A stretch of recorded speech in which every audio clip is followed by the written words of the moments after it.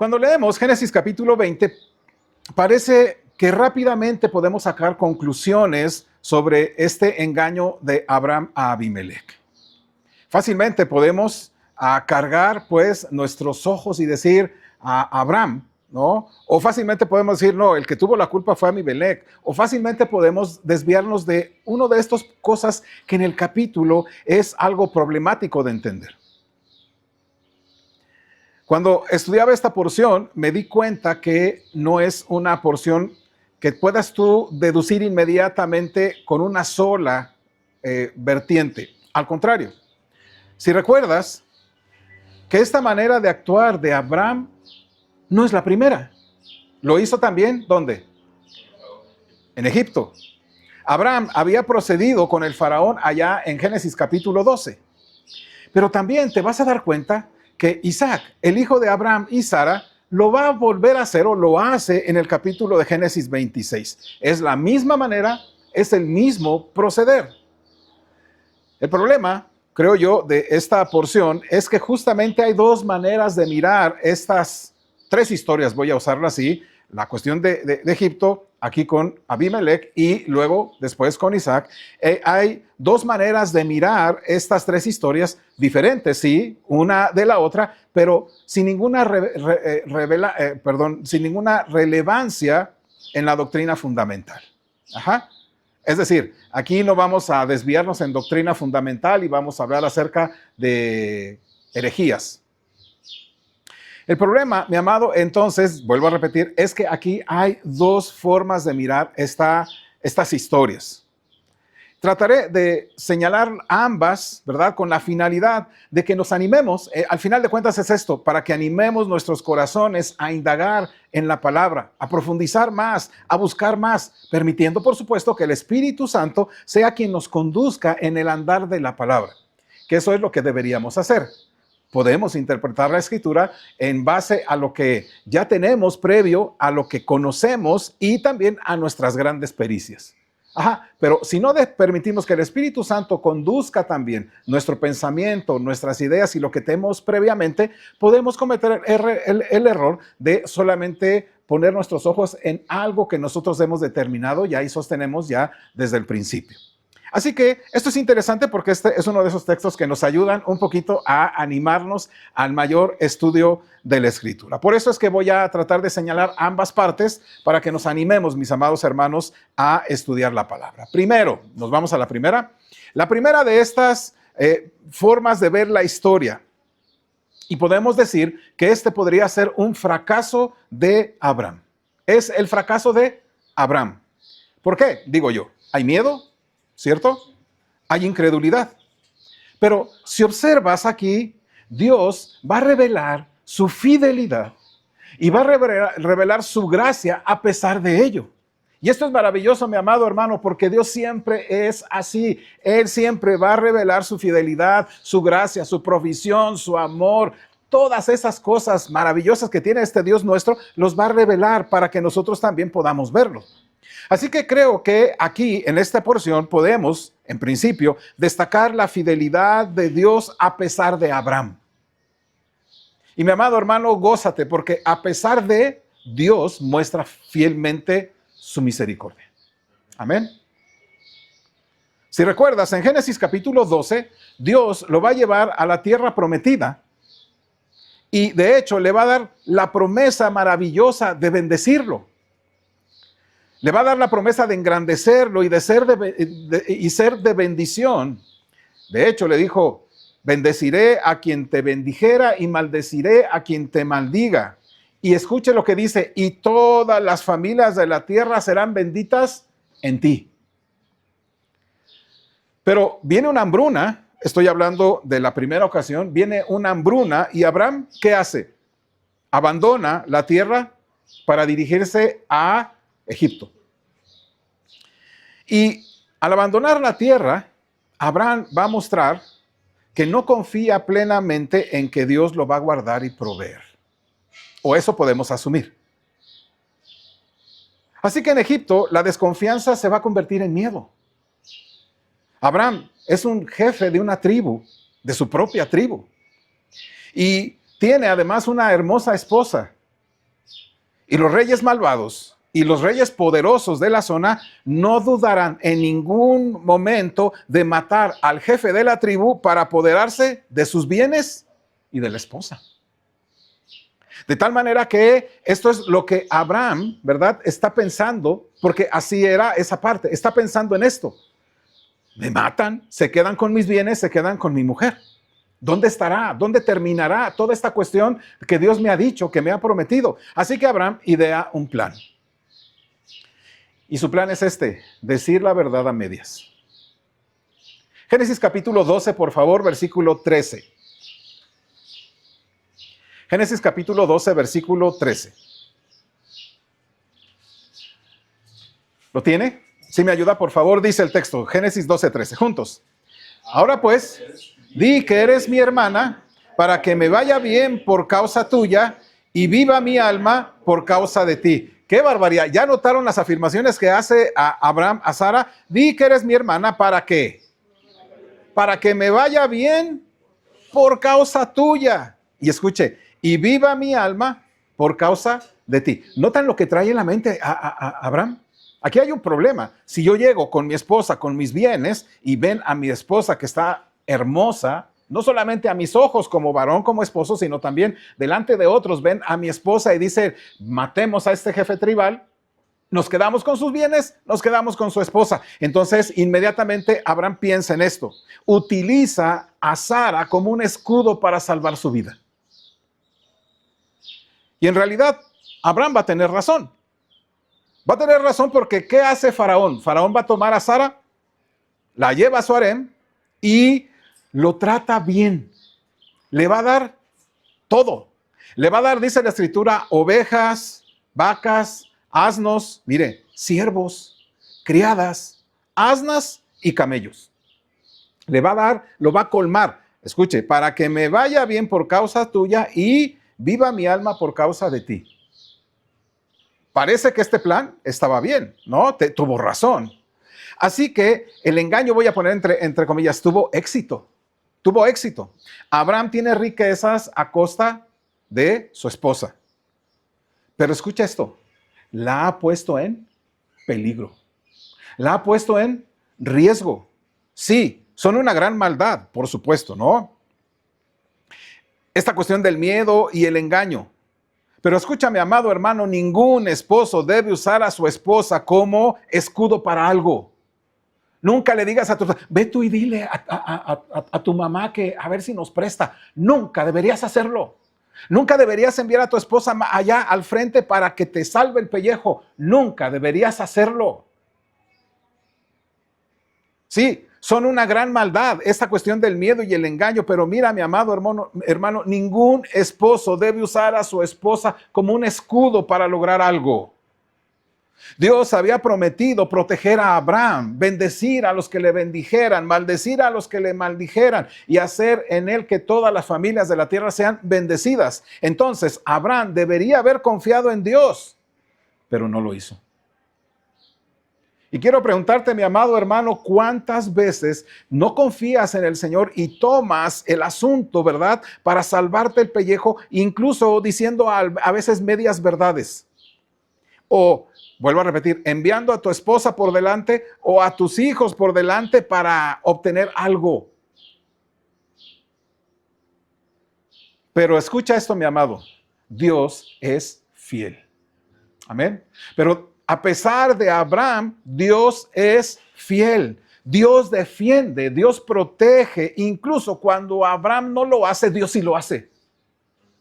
Y esto, mi amado hermano, considéralo. El gran Dios de todas las promesas es fiel en cumplir su palabra. Y si tú no proteges a tu esposa, Dios la va a proteger. No te estoy diciendo que, bueno, como Dios te va a proteger, ahí te las arreglas. No, no, no. A lo que me quiero referir es que Dios justamente está al tanto de que toda la integridad de una esposa, de un esposo, en especial, aquí vamos a ver, de una esposa, sea considerado ahí. Más adelante vemos que Abimelech reivindica por causa de Dios a la esposa de Abraham. Dios es fiel a pesar de Abraham. Dios defiende, Dios protege a Sara, incluso cuando él no lo va a hacer, cuando Abraham no lo hace. Así que, mi amado hermano, lo que va a hacer Dios es castigar a Faraón, a su familia, por violar el pacto matrimonial. Escucha, Dios tiene en muy alta estima el pacto matrimonial. Te voy a decir por qué. Porque justamente tiene que ver con la iglesia y Cristo. Ese es el símil que hay. Eso es lo esencial del matrimonio. Cada uno de los hombres y mujeres que están casados reflejamos esa verdad de Cristo en la iglesia. Por eso es tan importante que nos mantengamos fieles a nuestra esposa, a nuestro esposo, porque Dios justamente está queriendo mostrarle al mundo la relación de Cristo con su iglesia. Pero observe algo. Faraón trató bien a Abraham por causa de Sara, ¿cierto? Pero Dios castiga a Faraón con plagas por causa de Sara. ¿Notas la cuestión que hay ahí? Escucha esto. ¿Por qué lo hace así? Porque Dios es un Dios protector. Y bueno, al final, Faraón va a descubrir la verdad y va a confrontar.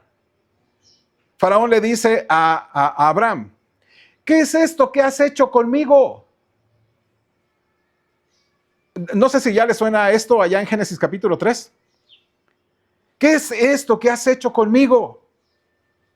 ¿Y qué hace el faraón qué hace con Abraham? Lo expulsa. Cuando Adán y Eva pecan, Dios le pregunta, ¿dónde estás? Y bueno, es que estábamos desnudos y tuvimos ahí. ¿Qué has hecho? Le dijo Dios a Adán y Eva. ¿Y qué pasó? Los expulsó. Notan que está haciendo muy en sí. Sabes que yo estoy notando en el transcurso de los estudios que he hecho que estas partes de Génesis en Abraham están muy referido a capítulo 3, ¿no? Pero bueno, es lo que yo te digo. Lo expulsa. Algo que Dios le dijo también a Adán y Eva y fueron expulsados del Edén. Y es destacar algo aquí en esta cuestión de Egipto. ¿Qué hace Abraham frente a Dios? Bueno, simplemente actúa. Pero ¿qué hace Abraham frente a Faraón? ¿Qué hace? Después de que es descubierto, le dice Faraón, ¿qué es esto que has hecho conmigo? ¿No? Y lo expulsa. ¿Qué dice Abraham a Faraón? ¿Se trató de justificar? Él no se justifica, guardó silencio. De hecho, fíjate, no ofrece ninguna defensa por sus acciones. Además, ¿qué defensa podía ofrecer? ¿No?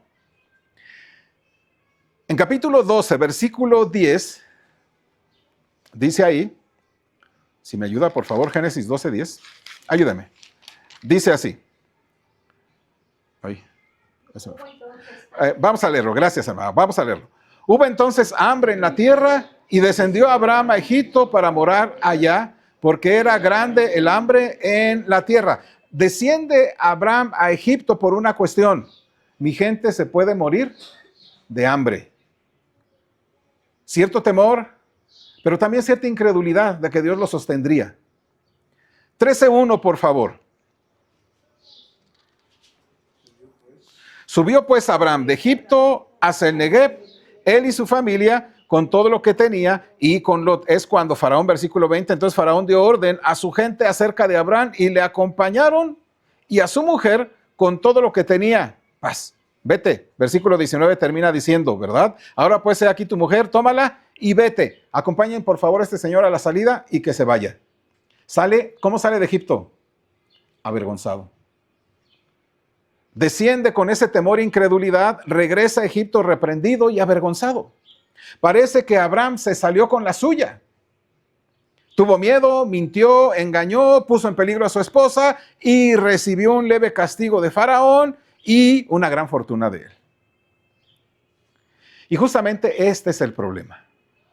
Más adelante veremos a Abraham y Sara negarse a confiar en Dios, buscando cumplir las promesas de un descendiente y utilizar a alguien. Porque van a utilizar a alguien. ¿A quién van a utilizar?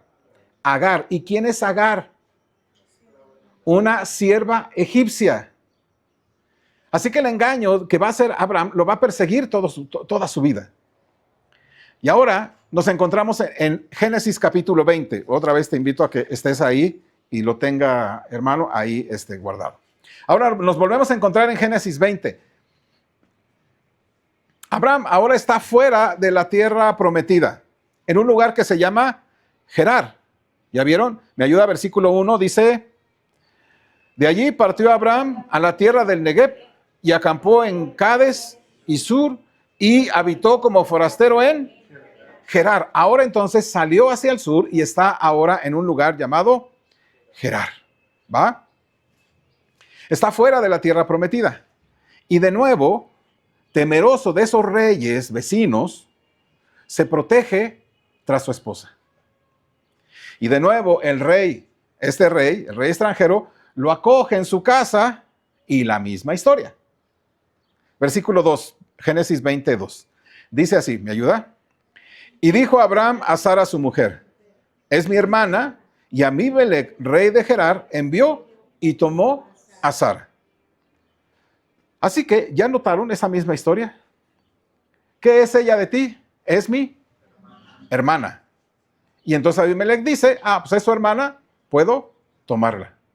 Y manda a traer a Sara. Ahora, quiero decirte esto, pero Dios no va a abandonar a Sara porque, vuelvo a repetirte, este Dios grande no permitirá este tipo de cosas. Aunque Abraham falle poniéndose detrás de su mujer para salvar la vida, Dios protege a Sara. Dios protege a esta mujer, continúa protegiéndola, continúa cuidándola, porque el Dios que tenemos es así. Quiero que vuelvas otra vez a entender, mi amado hermano, que como es una relación de Cristo con la iglesia, quiero que hagas referencia a eso. La está cuidando, como dice la Escritura en Efesios, que ¿qué hace el Señor con su iglesia? La cuida, la sustenta. Esto es lo que estamos viendo aquí. Porque Dios sí se va a encargar de protegerla y cuidarla.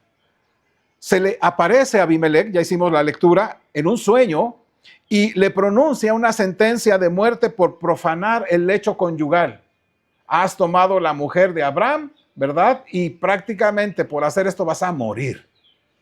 A no ser que la devuelvas, que él es un profeta y va a orar por ti y vas a ser sano. Fíjate nada más todo lo que está haciendo Dios por esta mujer. Y Abimelec, por supuesto, va a protestar por su propia inocencia y se va a defender diciendo: él tiene la culpa.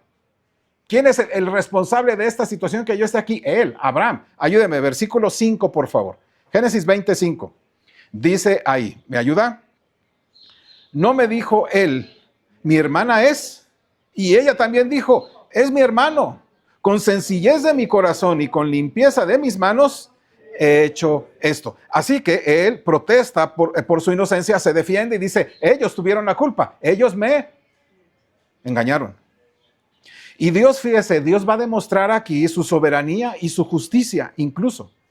Dios, mi amado hermano, es justo. Y es tan justo que no va a matar a Abimelec por esta transgresión, siempre y cuando Abimelec enmiende este error, y lo vamos a ver que en esa soberanía lo va a hacer. Y vemos la soberanía de Dios al impedir que Abimelec pecara contra Dios tomando a la mujer de Abraham. Esto es maravilloso, ¿eh?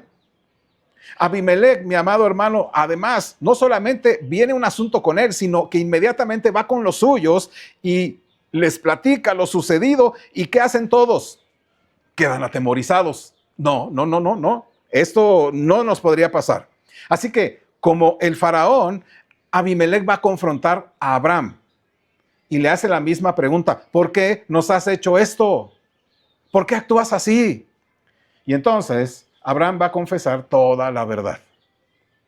El engaño, fíjese, el engaño de la hermana, ¿no? Hermana esposa, voy a poner ahí, era su estrategia deliberada durante sus viajes. Versículo 13, por favor. ¿Me ayuda? Dice ahí: y cuando Dios me hizo salir errante de la casa de mi padre, yo le dije: esta es la merced que tú harás conmigo, que en todos los lugares a donde lleguemos, digas de mí: mi hermano es. ¿Ya notaron? Era una verdad completa. Era una verdad a medias. Porque mire, Sara era hermana por parte de su padre. Y Abraham recurría a este engaño por una razón personal. Versículo 11, por favor. ¿Lo tiene? Versículo 11, 20:11 dice, y Abraham respondió, porque dije para mí, ciertamente no hay temor de Dios en este lugar y me matarán por causa de mi mujer. Escuche, él hace este razonamiento, voy a un lugar donde no hay temor de Dios en ellos, son hombres perversos, blasfemos, no temen al Señor, no buscan al Señor, y si yo llego ahí me van a matar, se van a quedar con mis bienes, van a tomar a mi mujer y todo lo que tengo. Y mire que la cuestión está interesante porque dice, no hay temor de Dios en este lugar, y escucha ahora, y me matarán por causa de... O sea, ¿es mi esposa tan hermosa? Y era la verdad. Que esto es seguro, que me maten, ¿no? Que me maten por causa de que mi esposa es hermosa. Y aquí radica esta ironía, ¿no cree? Abraham ve que en Gerar no hay temor de Dios, pero no se da cuenta de que en él mismo no hay fe en que Dios lo va a proteger. Es como una ironía, ¿no? Y fíjese que aquí puede entrar justamente lo que hace el Señor Jesucristo. Por eso quiero que usted tenga en vista esto que Dios hace con su iglesia, ¿no? Protegió tanto el Señor a su iglesia que estuvo dispuesto a ¿qué? A dar su vida por ella. Pero Dios, mi amado hermano, es fiel. Amén. Dios es fiel y sus promesas son fieles, y esa promesa de bendecir a Abraham y bendecir a quienes lo bendigan, maldecir a los que lo maldigan, y que en él serían todas benditas las familias de la tierra, pues obviamente aquí vamos a encontrar el actuar de Dios. Abimelec, digamos, va a colmar a Abraham de riquezas. Y le concede aún más favores, fíjese, además no solamente de la riqueza, Abimelec va a pagar 1000 piezas de plata como testimonio de que no profanó el lecho conyugal. Eso es para reivindicar a la mujer de Abraham. Y a diferencia de Faraón, mi amado hermano, no lo va a expulsar de Gerar. ¿Qué hace? Le permite vivir en medio de ellos, vivir en la tierra. Y ahora escucha esto, esto es lo interesante, porque la bendición de Dios ahora fluye sobre las naciones, pues Dios va a sanar a Abimelec, va a sanar a su pueblo de esa maldición que Dios les había puesto por causa de Abraham. Y ahí está, digamos, ya en ciernes la bendición de Abraham a todas las naciones.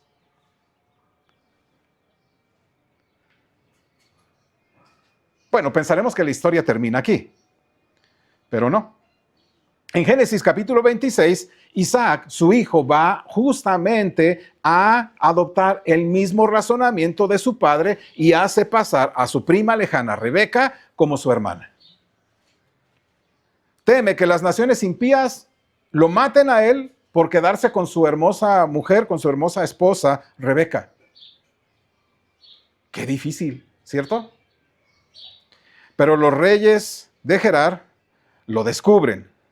Abimelec, probablemente el hijo de este Abimelec, de Abraham, ¿verdad? Observa a Isaac y a Rebeca desde la ventana y se da cuenta de que no es su hermana, es su esposa. Se da cuenta porque la ve acariciarse, y les decía ya hace rato que esta palabra acariciar tiene unas connotaciones enormes, porque tiene que ver con sonreír con la otra en el placer que alguien tiene en sonreírse. Mi amado hermano, hermana, deberías tú de vez en vez sentarte, ver a tu esposa, reírse ambos, hablar juntos, decirse cositas así, de esas bonitas, lindas que se dicen, pero dile cosas hermosas, que le haga reír, que ella te haga reír, que puedan manifestar su amor, porque mi amado hermano, así es el Señor con nosotros, ¿no es cierto? Él viene a nuestro encuentro y quiere mirarnos y quiere que tú encuentres gozo en Él, alegría en Él, bendición en Él, y Él viene y te acaricia y te dice cosas hermosas que hacen que el corazón de su pueblo brinque de gozo y diga, este es mi amado. Así que se da cuenta Abimelec que algo pasaba ahí. Confronta a Isaac por el engaño, y entonces lo que va a hacer Abimelec es decir, nadie toque a este hombre ni a su esposa. Es decir, anuncia protección para él. Cualquiera que toque a Isaac o a su esposa será condenado a muerte. Y una vez más, a pesar de la incredulidad y el engaño de Isaac, Dios lo bendice. ¿Sabe? Él lo hace fecundo, lo hace rico, lo va a hacer próspero.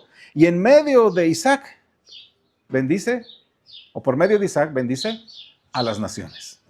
Y Dios otra vez vuelve a asentar esas bases de bendición de este Dios que dice que sobre su descendencia de Abraham serán benditas en él todas las naciones de la tierra.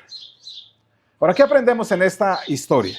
Primero, no somos justificados ante Dios por nuestras bondades, hermanos. No somos justificados delante de Dios por lo bueno que seamos o por la buena inteligencia que tenemos o por lo que nos esforcemos, digamos. No somos justificados así. Dios justifica a los impíos solamente por fe. Amén. Abraham e Isaac eran impíos.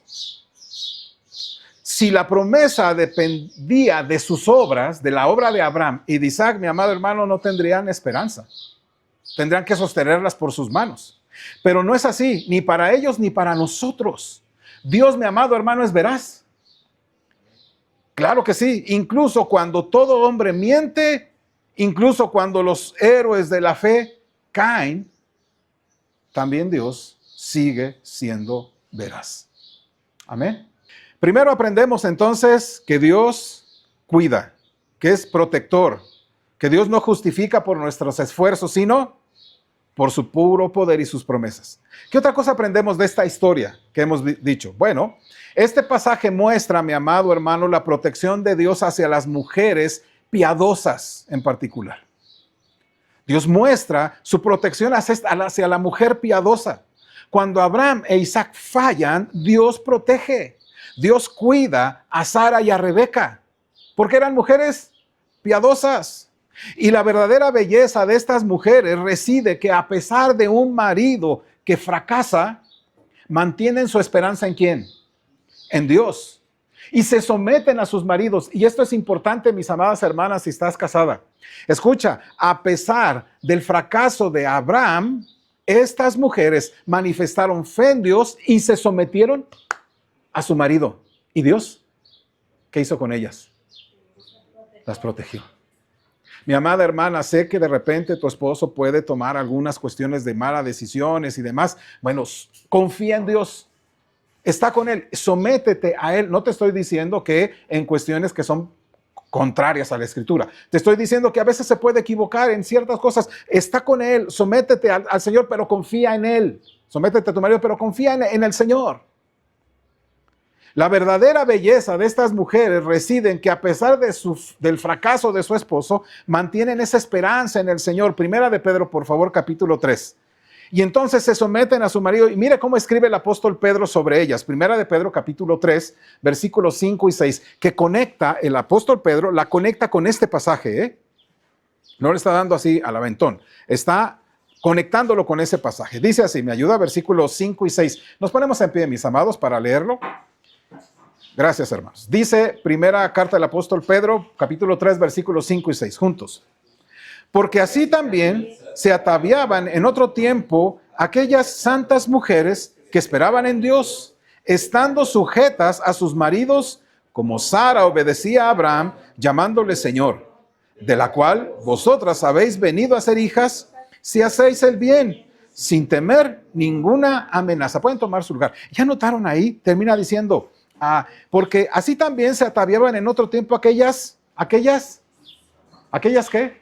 Santas mujeres que esperaban en Dios. No son mujeres que andan diciendo, no, yo mejor busco a ver cómo le hago. Son mujeres que estaban esperanzadas en Dios, cuya esperanza era el Dios de los ejércitos, cuya esperanza era el Dios de las promesas. Y dice, escucha esto, están esperando en Dios, pero estaban sujetas a sus maridos. Y entonces viene la referencia, como Sara. Sara obedeció a Abraham llamándole Señor. Es decir, tú estás gobernando, tú estás ejerciendo autoridad. Me someto. Y someter no es una palabra mala, es decir, me pongo debajo de ti. Ajá, escuche esto.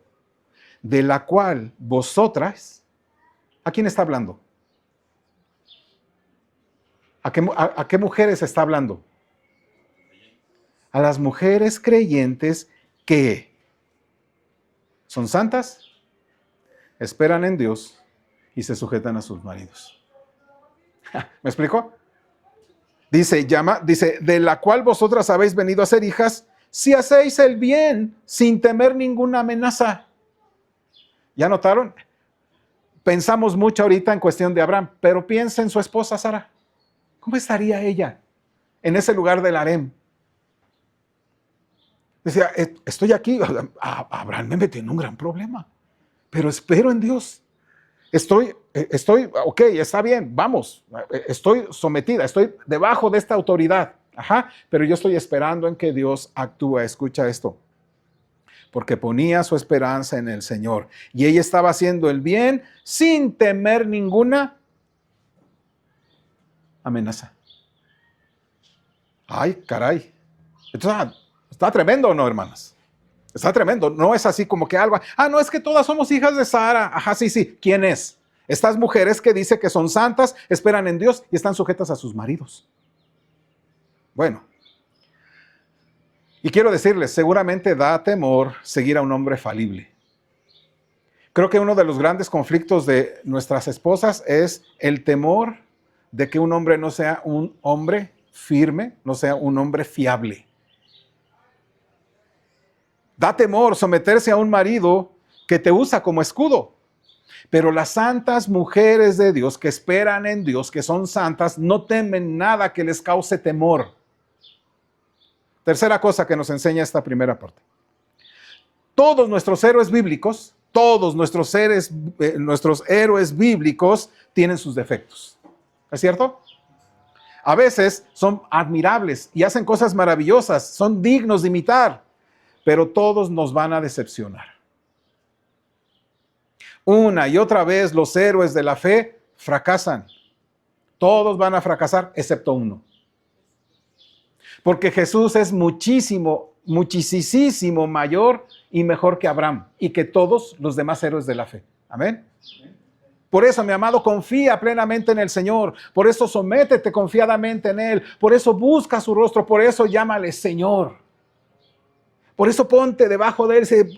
Yo confío en mi Señor, en toda su sabiduría, en todo lo que hace. Y claro, si Él me dice que no sé, no entiendo, no sé por qué cuestión estoy en esta circunstancia, pero sé que Él es sabio, que es mucho mejor, que sus promesas son ciertas y que no va a suceder que me pierda, porque Él me tiene en su mano. Pero asegúrate que estás viviendo en santidad, en confianza y en sometimiento al Señor. Jesús es muchísimo mejor que Abraham. Por eso, mi amado, confía plenamente en Él. No deberíamos tener, pues, este temor de los malvados. Él protege y Él cuida a su esposa, que es la iglesia. Él, de hecho, da vida y dio vida por ella. Así que el engaño de la esposa, pues, está en nuestras Biblias para enseñarnos a Jesús. Para que tú lo veas a Él, el verdadero y el más grande que Abraham. Amén. Así que digamos, esta es la primera forma de ver las tres historias. Es decir, esta es la historia del fracaso de Abraham. Pero la otra forma de mirar esta historia es sobre la fidelidad y sobre la astucia de Abraham al vivir entre los impíos. Y la fidelidad y la gracia de Dios para preservar a su pueblo, incluso cuando nuestros esfuerzos fracasan. Vuelvo a repetirte. Estas formas de ver, el otro aspecto de ver la historia es sobre la fidelidad y la astucia de Abraham al vivir entre los impíos, pero también, ¿verdad?, la fidelidad y la gracia de Dios para preservar a su pueblo, incluso cuando nuestros esfuerzos fracasan. Amado hermano, Dios es fiel incluso cuando tu astucia falla. Amén. Esto es lo que nos enseña Abraham. Ahora, observe bien que el engaño de Abraham, creo yo, no nace de un miedo, sino de sabiduría y fe en Dios. Me explico.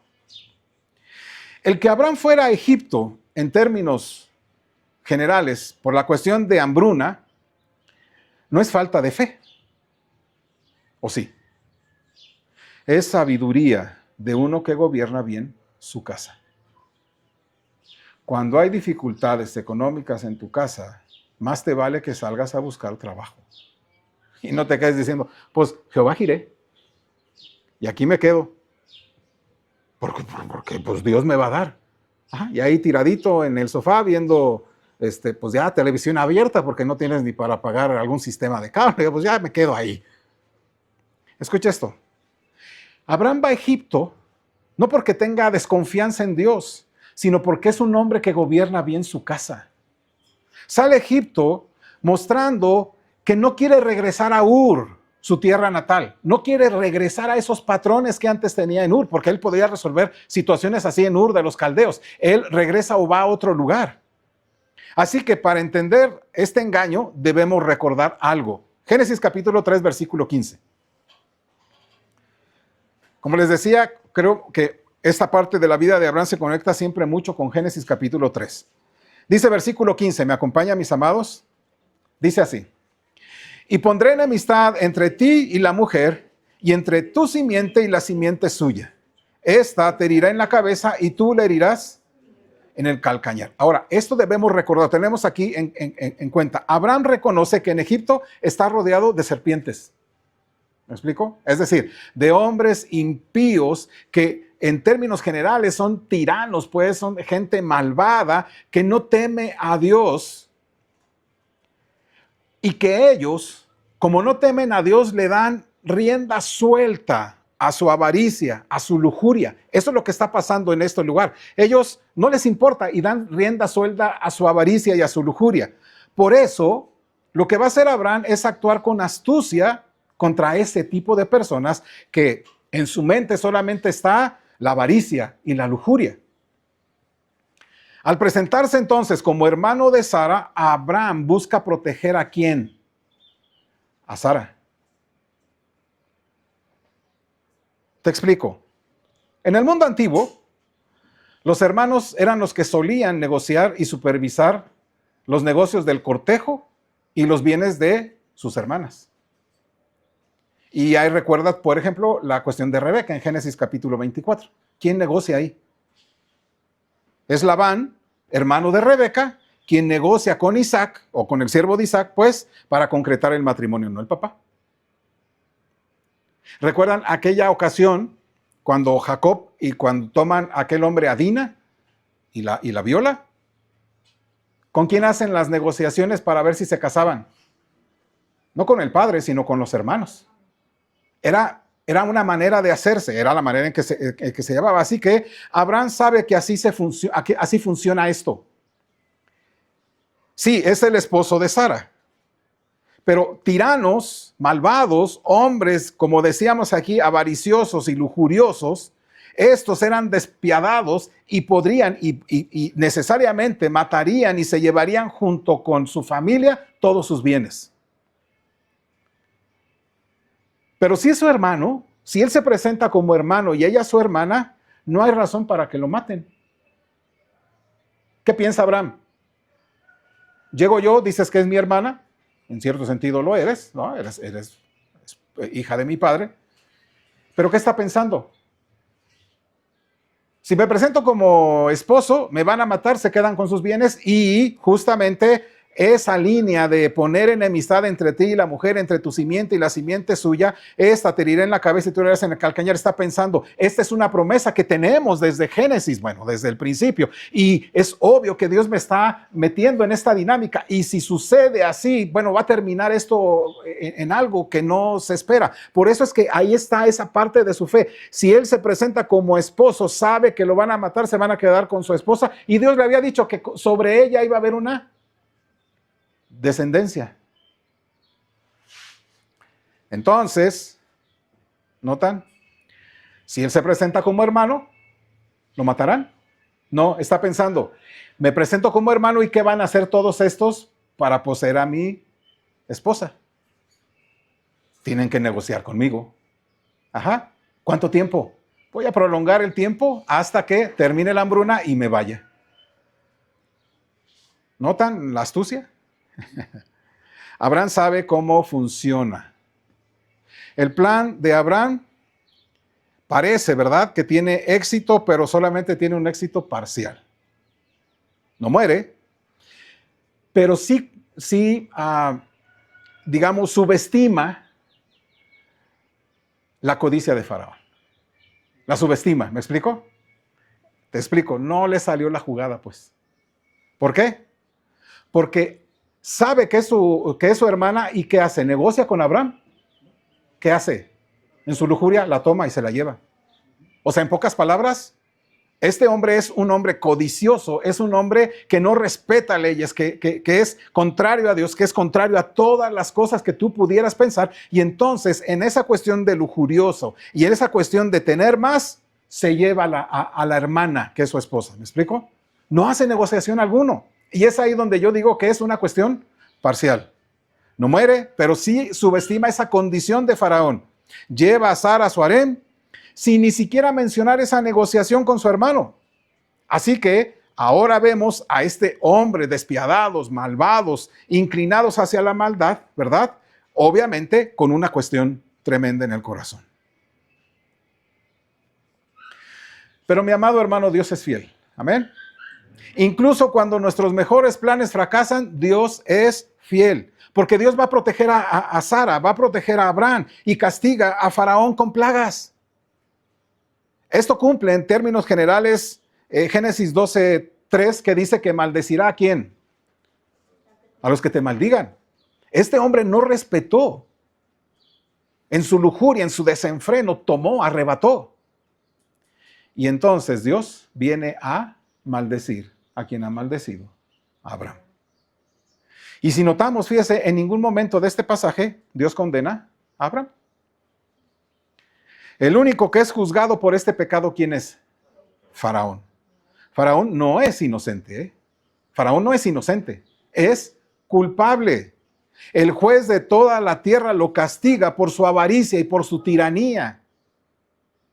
Y si observas bien, Abraham experimenta, digamos, ahora su propio, ¿cómo le diremos? Su propio éxodo pequeño, su mini éxodo, ¿no? Tal como lo harían sus descendientes más adelante. ¿Recuerdan? Abraham viaja a Egipto, ¿por qué? Hambruna. Jacob entra a Egipto, ¿por qué? Porque hay hambruna. Una vez allí es amenazado por Faraón, ¿verdad? E intenta, digamos así, resistirlo mediante el engaño, tal como lo hicieron las parteras con Faraón, diciéndole, pues es que estas mujeres son muy fuertes, cuando llegamos ya tienen hijas, ¿no? O hijos, perdón. Y entonces el tirano persiste en su maldad, ¿y qué hace Dios?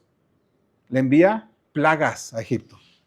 Y entonces Dios saca a Abraham de Egipto cargado de bienes pues, y de muchas riquezas egipcias, así como Israel salió también de Egipto cargado de muchas riquezas. Como puedes ver, es, digamos, este símil de lo que irá a pasar, ¿no? Y de lo que está pasando. Bueno, así que esta no es una historia de avaricia o cobardía por parte de Abraham.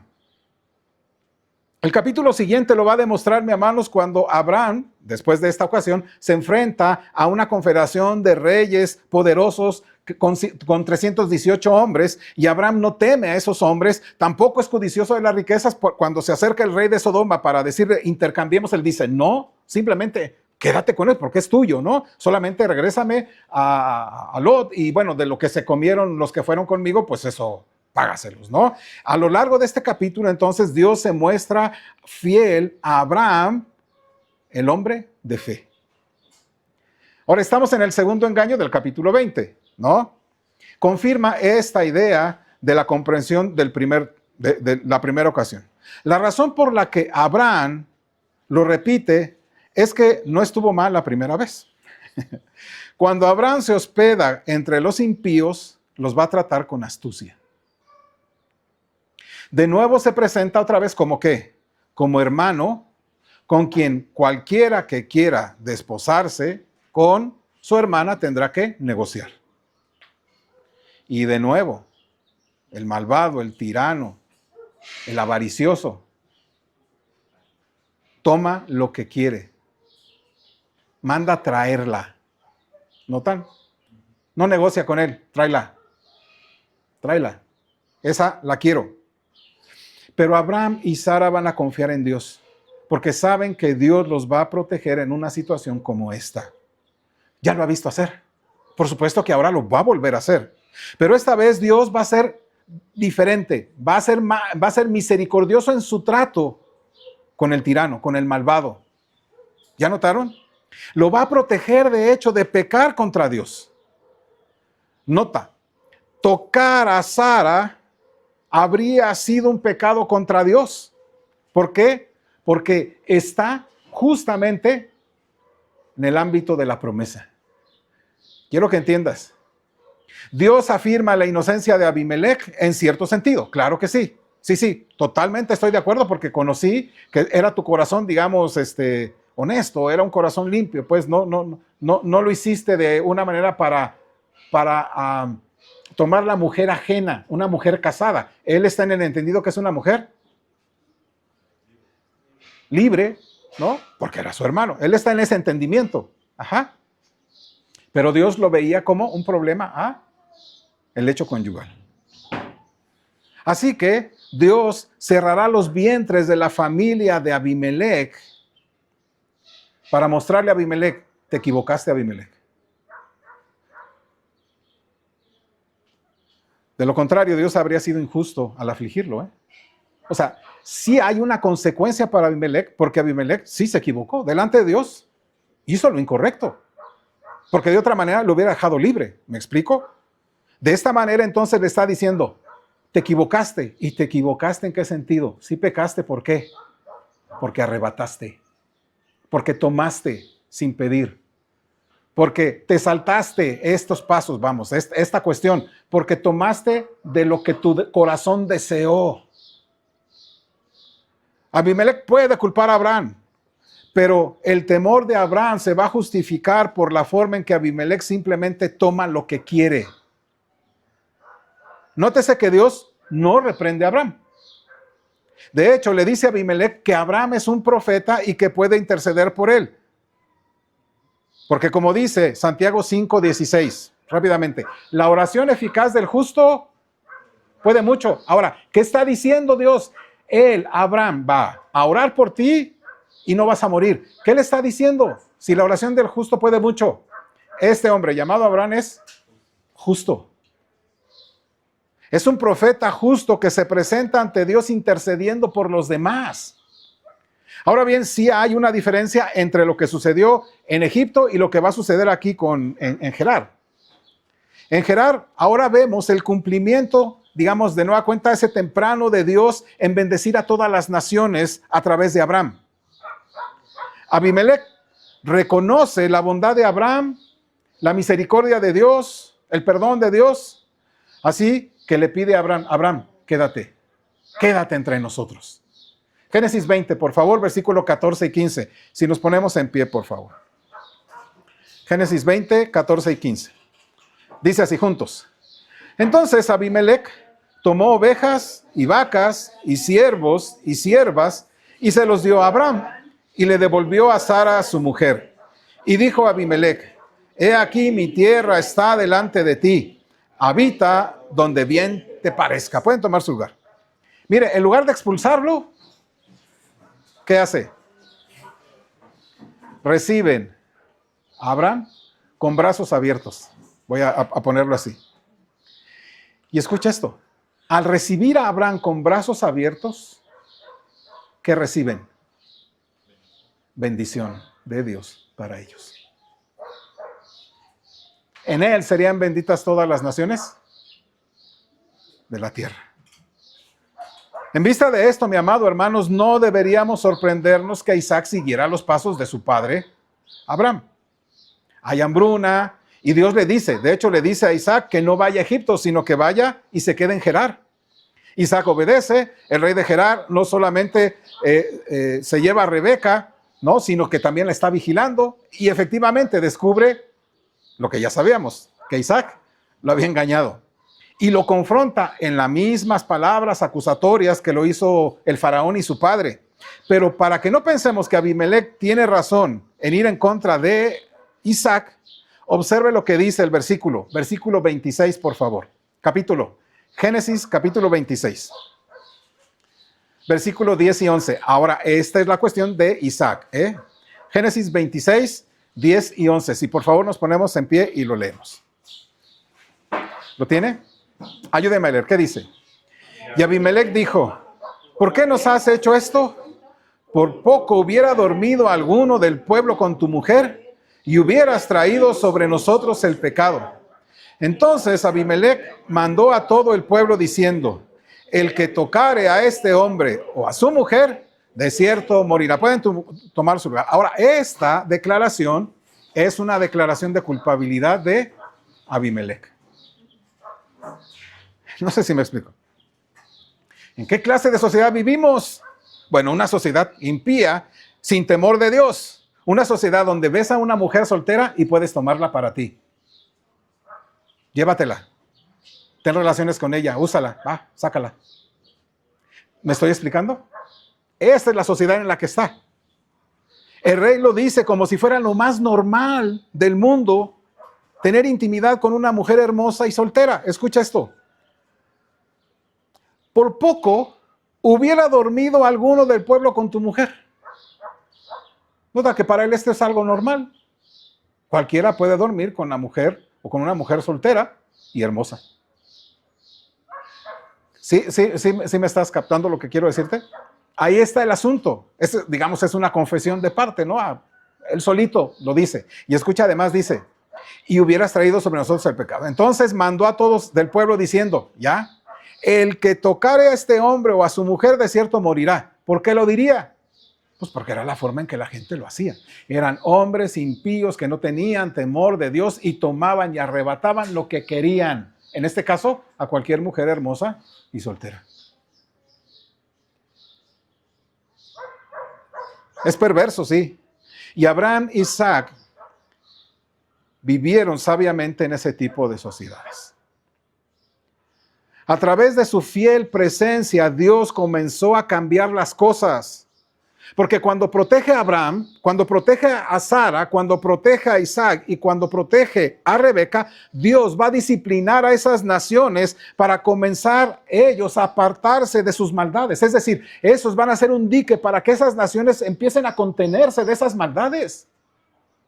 Entonces Dios también al mismo tiempo está usando estas historias para que esas naciones que tomaban y arrebataban como fuera y como quisieran sin ningún miramiento, también fueran y sirvieran para que tuvieran temor. Y esto es maravilloso, mi amado. Esto es algo que yo observo y digo, bendito sea el Señor, porque esta es la manera que Dios actúa para poder contener el pecado en naciones, en reinos, en casas, en iglesias. Ahora, ¿qué nos dice esta segunda vertiente de la que estamos hablando en la historia? Primero, ¿ves la fidelidad de Dios incluso en tus mejores y más sabios planes cuando fracasan? ¿La puedes observar? El Dios grande y maravilloso, mi amado hermano, es fiel a pesar de esos planes mejores y maravillosos cuando fracasan. Esto es gloria al Señor. La Escritura dice, Proverbios 1:7, el principio de la sabiduría, ¿qué cosa? Es el temor de Jehová. Y a diferencia de las naciones, Abraham sí teme a Dios, sí teme al Señor. Segundo, esto quizá vaya a ser lo más controvertido que vayas a oír ahora. No te vayas. Vemos que no todo engaño es pecaminoso. No te sorprendas, no te vayas. No te rasgues las vestiduras. No saques piedras todavía. En la Biblia existe un engaño piadoso y te voy a decir que hay ciertas características. Te digo algunos. Las parteras hebreas engañan al faraón haciéndole creer una falsedad.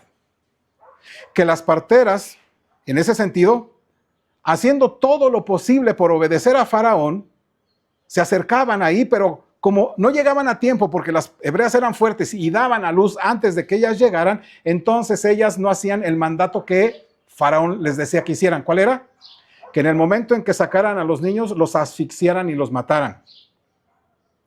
Éxodo 1:7 dice esto. Acompáñame, vaya a su Biblia. Génesis 1:17 dice esto. Esto es interesante verlo. Éxodo 1:17. Nos dice, ¿ya lo tiene? Ayúdeme. Pero las parteras temieron a Dios y no hicieron como les mandó el rey de Egipto, sino que preservaron la vida de los niños. Ahora, lea el versículo 20. Y Dios hizo bien a las parteras, y el pueblo se multiplicó y se fortaleció en gran. ¿Ya? Mujeres piadosas, temerosas de Dios, haciendo esto. Y Dios les dice, mentirosas, al lago de fuego que arde con fuego y azufre. Ahí se van todos los mentirosos. Dios las bendijo.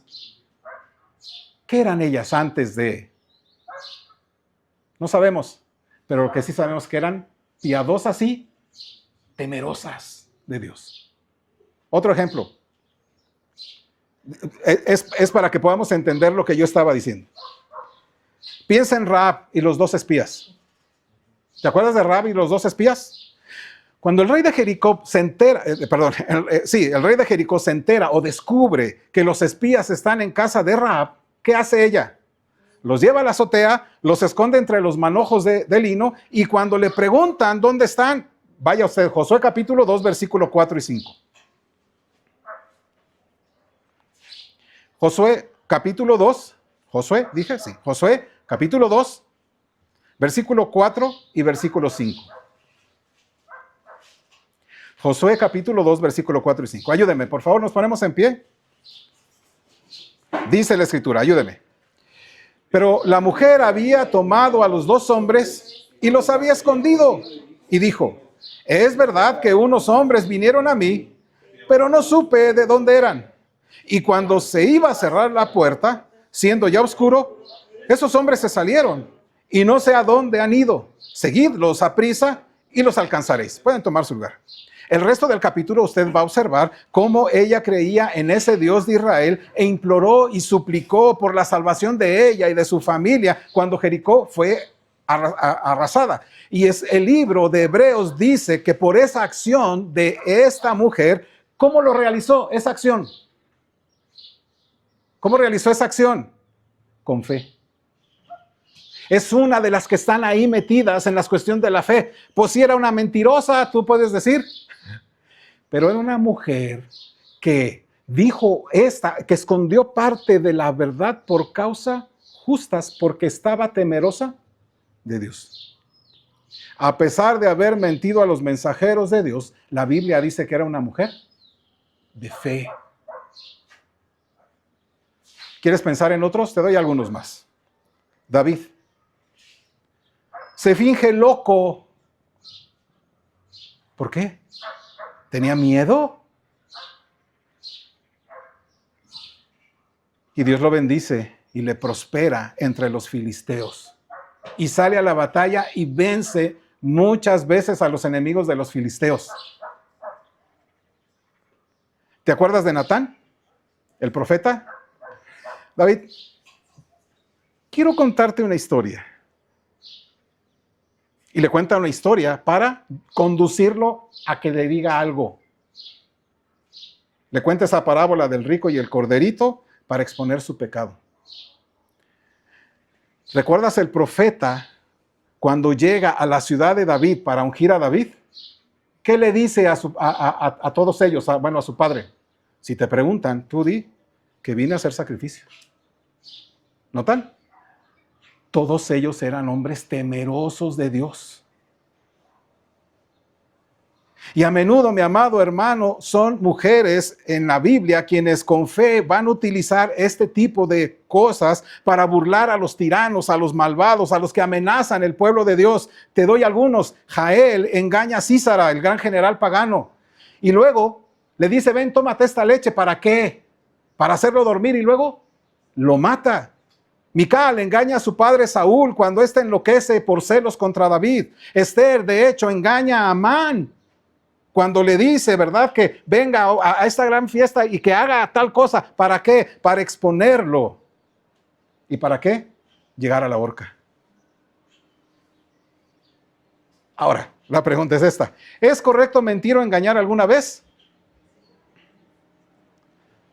Es que en ninguno de estos casos, mi amado, ni en ningún otro pasaje de la Escritura que yo conozca, la Biblia aprueba explícitamente la mentira. Al contrario, Dios no le gusta. Así que mire, ¿cómo yo lo resumo para ayudarnos? Lo más sensato es reconocer que por temor a Dios y por vivir en la fe, santos dignos, completamente dignos, han optado por oponerse a los efectos del mal, ocultando la verdad a los impíos. Vuelvo a repetirte.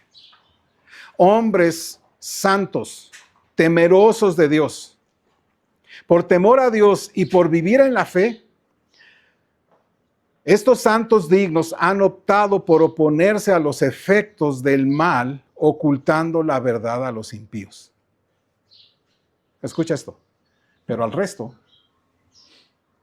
se nos exhorta con estas palabras. Efesios 4:25, te lo leo. Por lo cual, desechando toda la mentira, hablad verdad cada uno con su prójimo, porque somos miembros los unos de los otros. Ay, hermanos, entonces, salvo en situaciones extremas que pongan en peligro la vida, la mentira forma parte, o este engaño forma parte de esa vieja naturaleza, mi amado. Surge de deseos que provienen del engaño de Satanás sobre lo que es verdaderamente deseable.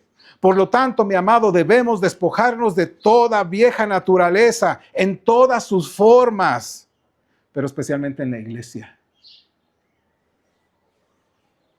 Especialmente en la iglesia. No trates de engañar en la congregación.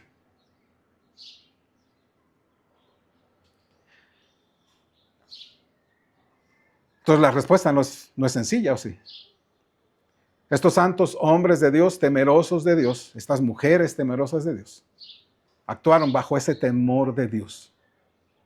Pero al resto de nosotros se nos dice, no mientas, menos a los hermanos en la fe.